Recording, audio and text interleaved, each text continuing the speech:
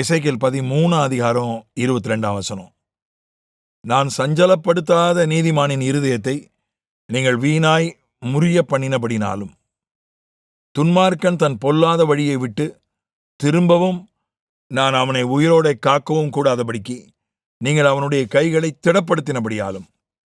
23 நீங்கள் இனி அபத்தமானதை தரிசிப்பதும் இல்லை, சாஸ்திரம் பார்ப்பதும் இல்லை.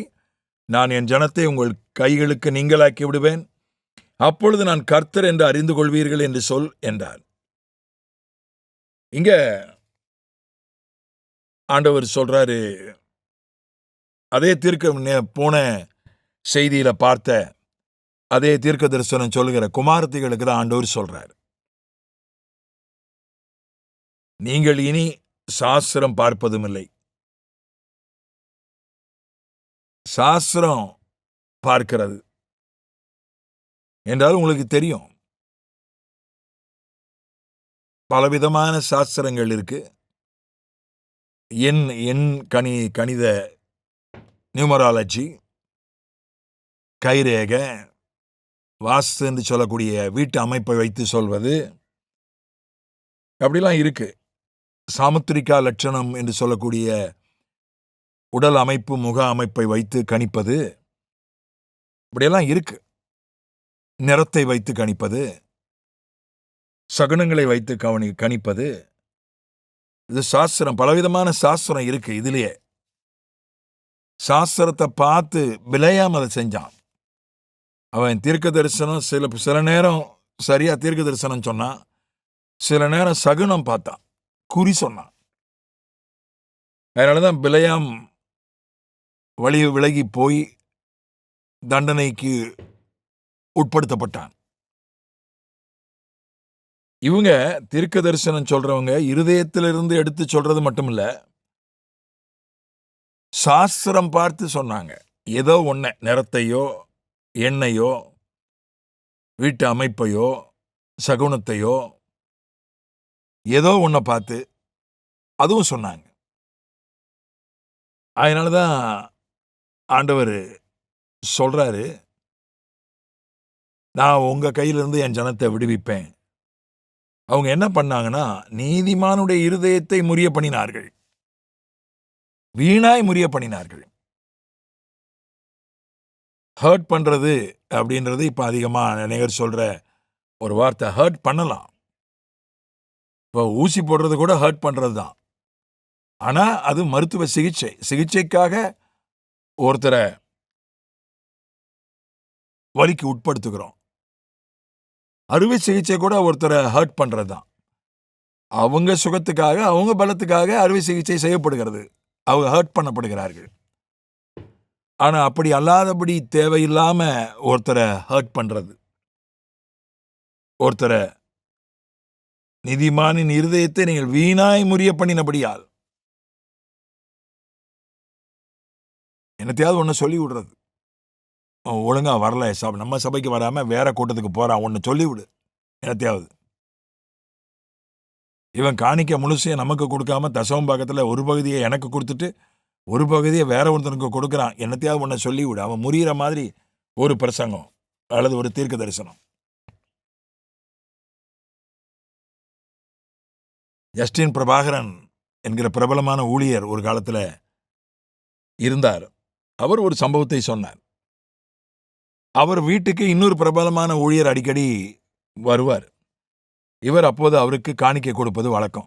ஆனால் ஒரு நாள் வந்தபோது இவர்கிட்ட காசு இல்லை, அதனால் காணிக்கை கொடுக்க முடியல. அதுக்கு அடுத்த முறை வந்தபோது இன்னொரு சகோதரனை கூட்டிட்டு வந்தார்.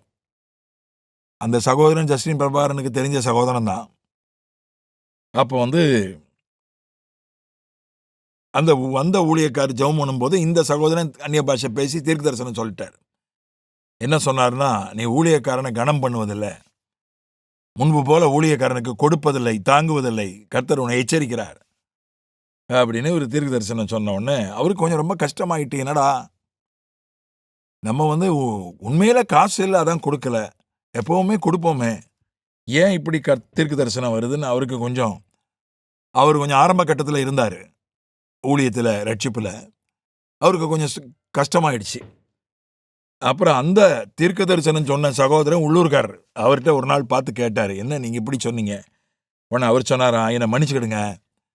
அந்த ஊழியக்காரர் தான் நீ இப்படி தீர்க்க தரிசனம் சொல்லணும்னு என்ன கூட்டிட்டு வந்தாரு. இவன் ஒழுங்கா காணிக்கை கொடுக்க மாட்டேங்கிறான். முன்னெல்லாம் ஒழுங்கா கொடுப்பான், இப்ப கொடுக்க மாட்டேங்கிறான். நீ ஒரு தீர்க்க தரிசனம் எடுத்து விடு. அதனால மன்னிச்சுக்கிடுங்க டாக்டர்" அப்படின்னு மன்னிப்பு கேட்டாராம். அந்த ஊழியக்காரருடைய யாருன்னு எனக்கு தெரியும். அத நான் அது சொல்ல மாட்டேன். ஆனா அவரா அப்படி செஞ்சாருன்னு ஆச்சரியமா இருக்கு. நம்ப முடியல. ஆனா ஜஸ்டின் பிரபாகரன் நம்பகமானவர். அதனால அது அவரே சொன்னார். அதனால அதை நம்பத்தான் வேண்டியிருக்கிறது. இந்த மாரி என்னத்தையாவது ஒண்ண சொல்லி ஒருத்தன் உண்மையிலே வர முடியாம இருந்திருக்கும் சபைக்கு 2 வாரம். அவனுக்கு உண்மையிலே ஏதோ பிரச்சனையோ, வியாதியோ இருந்திருக்கும். இவங்க உடனே உன்னை எடுத்து விடுறது. நீ சபைக்கு வரல. வந்து வேணும்னே வராம இருந்தா அவனை எச்சரிக்கணும். அதிலே சபை கூடுதலை விட்டு விடாதிருங்கள். ஊழியத்துக்கு தசமபாகம் கொடுக்கணும், காணிக்கைகள் கொடுக்கணும். அதெல்லாம் கட்டாயம் தான். அதெல்லாம் நான் அப்படித்தான் விசுவாசிக்கிறேன். அப்படித்தான் பிரசங்கிக்கிறேன். ஆனா ஒருத்தன் ஏதோ சந்தர்ப்பவசத்தால கொடுக்கல. இல்ல கொடுக்க தாமதம் ஆயிடுச்சு. கர்த்தர் சொல்லாமலேயே கர்த்தர் சொன்னதா சொல்லி அவன இருதயத்தை முறிக்கக்கூடாது. இவங்க அந்த மாதிரி செஞ்சுட்டு இருந்தாங்க அந்த காலத்துல. அப்புறம் துன்மார்க்கனை அவனை இன்னும் திடப்படுத்தி விட்டாங்க. ஏன்னா துன்மார்க்கன் அவன் ரவுடி பைய ஏதாவது அவனுக்கு மனசு புண்படுற மாதிரி ஏதாவது பிரசங்கம் பண்ணிட்டா, ஏதாவது பேசிட்டா, தீர்க்க தரிசனம் சொல்லிட்டா அவன் ஏதாவது தீங்கு பண்ணிடலாம், கோவப்பட்டுடலாம்.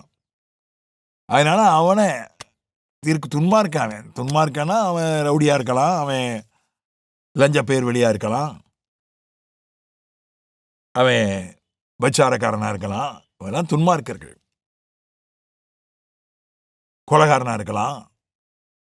சில ஸ்தாபனங்கள்ல இவங்கெல்லாம் வந்து பதவியில உட்கார்ந்துடுறாங்க. நிர்வாக குழுவுல, நிர்வாக பதவியில வந்துடுறாங்க. ஊழியக்காரன் அவங்களுக்கு பயந்து தான் பிரசங்கம் பண்றார். அவங்களுக்கு பயந்து தான் பிரசங்கம். அவங்கள உற்சாகப்படுத்துற மாதிரி, அவங்கள தடவி கொடுக்குற மாதிரி தான் பிரசங்கம் பண்றாரு. இல்லைன்னா அவருடைய வருத்தத்துக்கு உள்ளாகணும், அவருடைய கோபத்துக்கு உள்ளாகணும், பிரச்சனைகள் வரும். துன்மார்க்கனை திடப்படுத்துகிறவர்களை கர்த்தர் கண்டிக்கிறார். நீதிமான வீணாக மனதை புண்படுத்துகிற ஊழியங்களையும் கர்த்தர் கண்டிக்கிறார். நான் எல்லாரையும் எப்போதும் புண்படுத்துவேன், முறிய பண்ணுவேன் என்று சொல்ல முடியாது. தேவைப்படும் போது நாம புண்படுத்தலாம். அறுவை சிகிச்சை, ஆவிக்குரிய அறுவை சிகிச்சை பண்ணலாம். எப்போதும் எல்லாரையும் தான் என் ஊழியன்னு சொல்ல முடியாது. சிலரை தைரியப்படுத்தக்கூடாது. துன்மார்க்களை தைரியப்படுத்தவே கூடாது. அவங்கள அதைரியம் தான் படுத்தணும். ஏன்னா அவன் இன்னும் துன்மார்க்கம் பண்ணுவான். ஆகவே ஊழியம் என்பது ஆளுக்கு ஏற்ற மாதிரி தான். ஆளுக்கு ஏற்ற மாதிரி தானே சிகிச்சை. எல்லா நோயாளிக்கும் ஒரே சிகிச்சை இல்லையே. நோயாளிக்கு ஏற்ற மாதிரி தானே சிகிச்சை. அதே மாதிரி ஆளுக்கு ஏற்ற மாதிரி தான் ஊழியம். அப்படி சரியான நபருக்கு ஏற்ற ஊழியத்தை செய்கிறவர்களை நிச்சயமாய் கர்த்தர் ஆசீர்வதிப்பார். ஆமென்.